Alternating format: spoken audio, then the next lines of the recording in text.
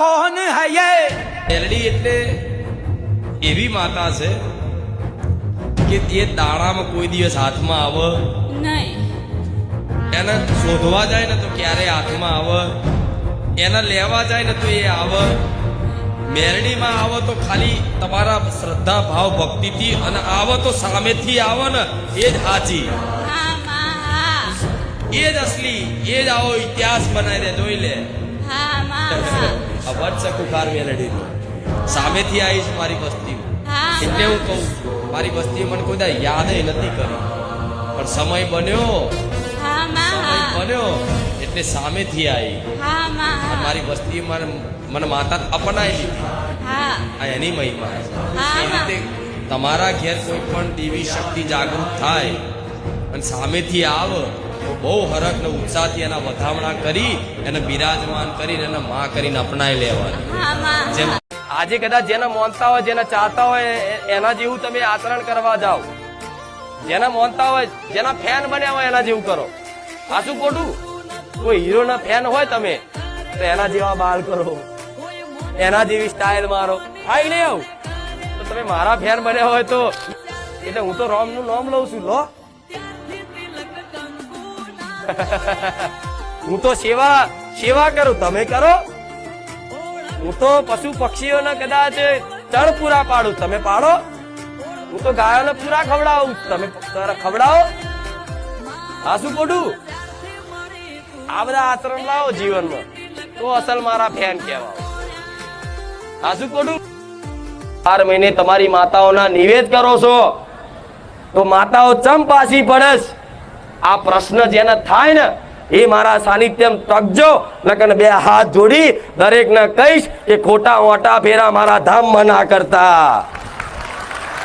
જેની અંદર આવો પ્રશ્ન થતો હોય કે માં તને જોઈ અમારી માતા ઉપર અમને વિશ્વાસ વધી ગયો કે જો ખુખાર મેલડી આવી હોય તો અમારી માં ચમ નહીં.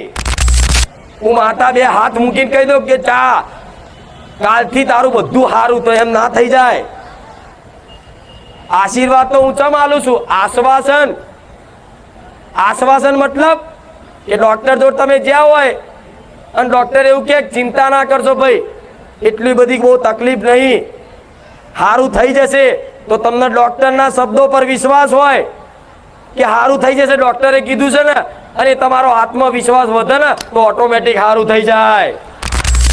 સુખી છો અત્યારે સુખી થઈ જાવ હાલ, મારી આ વાત સ્વીકાર કરી લો. તો કોઈ દુખી નહીં. ગોળા એની ઈચ્છાઓ વધારે છે ને, જેની જેટલી ઈચ્છાઓ વધારે છે ને એટલો માણસ દુખી,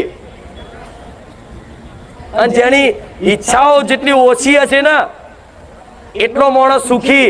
પછી ચાહે ગરીબ હોય, લાખોપતિ હોય, કરોડપતિ હોય, પણ જેની જેટલી ઈચ્છાઓ ઓછી હશે ને એટલો એ સુખી રહેશે, અને જેની જેટલી ઈચ્છાઓ વધારે હશે ને એટલો દુખી રહેવાનો. કોઈ દુનિયાના ભગવાન માતાજી તમારો આ દુઃખ નહીં મટાડી શકે. યાદ રાખજો, હું મેલડી માતા કહું. મારા આજ્ઞા હાલવું છે, ગોડા ભટકશો નહીં. ચાહે પુરુષ હોય, સ્ત્રી હોય, બધાને લાગુ પડ્યા. તમારું ધાર્યું થાય એવું જ જોઈએ બધાને. હું જે ઈચ્છું છું એ થઈ જાય. પણ ના, જો દેવના થવું હોય ને દેવના થઈ જવાનો વિશ્વાસ આવતો હોય ને તો તમારી કુળદેવીના ભરોસે કે માં હું ઈચ્છું એ થાય ના થાય, પણ તું જે ઈચ્છું છે ને એ ભલે થતું. અને જે દેવ ઈચ્છે ને એ આગળ જતા તમારા માટે હિતકારક જ હશે.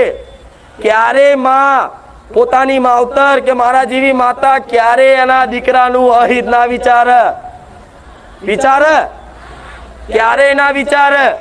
ના ભરેલા બહુ ગુસ્સો આવતો હોય ને તો ગુસ્સો છે ને દિવાલમાં માથું પસાર લેજો, પણ અનાજનો અનાદર ના કરતા, નકર મારો ભગવાન રૂઠશે. દિવાલ બહુ ગુસ્સો આવતો હોય ને, બહુ ચરબી હોય ને, બહુ ક્રોધ આવતો હોય ને તો માથું દિવાલમાં પસારજો, એ પોહાશે, એ લોહી નીકળી જશે, ચાલશે. પણ અનાજનો અનાદર જે ઘરમાં થયો ને એ ઘરમાંથી પહેલી લક્ષ્મી હેડશે. આ લક્ષ્મી હેડશે એટલે પાછળ નારાયણ હેડશે. આ નારાયણ હેડ્યા, મારો રોમ હેડ્યો એટલે અમે માતાઓએ પાછળ હેડી.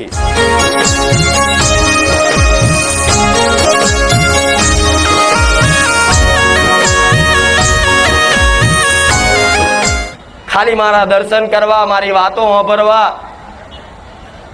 આ દૂર દૂરથી આવો છો ને, તેનો મુખ્ય ઉદ્દેશ એક જ છે દરેકનો. તમે અહીં મારા સાનિધ્યમાં અહીં કાલા વાલા મન માતાન કરો છો, તમારો ભાવ ભક્તિ મન માતાને આપો છો, મારા સાનિધ્યમાં આગી પાછી સેવા કરો છો, તો એનો મુખ્ય હેતુ, મુખ્ય ઉદ્દેશ તમારો એક જ છે કે માં અમે દુઃખી છીએ. કંઈક ની કંઈક વાતે તમે દુઃખી હોવા જોઈએ, ત્યારે તમે મારા સાનિધ્યમાં રવિવાર ભરતા આવતા જતા રહેતા હશો. કોઈ વ્યક્તિ એવું કે માં ના હું દુઃખી નહીં, પણ હું તો ખાલી આવ્યો, પણ ના, એના મનમાં શું પડ્યું છે, એના પેટમાં કશાની વાત પડી છે ને, એ મને મેલેડીને 100% ખબર છે.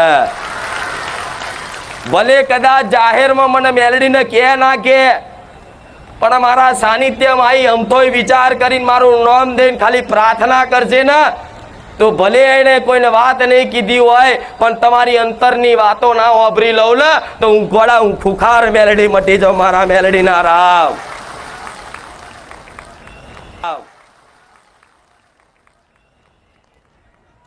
પણ દરેકની આશાઓ પૂરી થાય ને, હું તો એ જ ઈચ્છા રાખું છું, એ જ આશા રાખું છું કે હે ભગવાન, મારા સાનિધ્યમાં જેટલા જેટલા મારા પારે મારા નોમથી જે દુખિયારાઓ દૂર દૂરથી આવે છે ને, એ બધાનું ભલું કરજો. મારા રામને એવી પ્રાર્થના કરીશ, મારા ભગવાનને એવી પ્રાર્થના કરીશ કે મારા સાનિધ્યમાં આવી અને આશા લઈને આવે છે ને, તો મને મારા ભગવાન મને એટલું સત આલજો કે મારા દુખિયારાના દુઃખ મારાથી થાય એટલા હું દૂર કરી આલો. પણ હંમેશા મેં તમારા દુઃખ દૂર કરવાની તમામ કોશિશો કરી હશે. તમે આજ મારા સાનિધ્યમાં છેલ્લા 6-12 મહિનાથી ભલે જોડાયા હોય, પણ નવા આવેલા દરેક ભાવિક ભક્તોને કહીશ કે જો મારી કૃપા જોતી હોય ને, અને મારી જોડથી તમારી ઈચ્છાઓ કામનાઓ પૂરી કરવી હોય ને, તો મારું બનવું.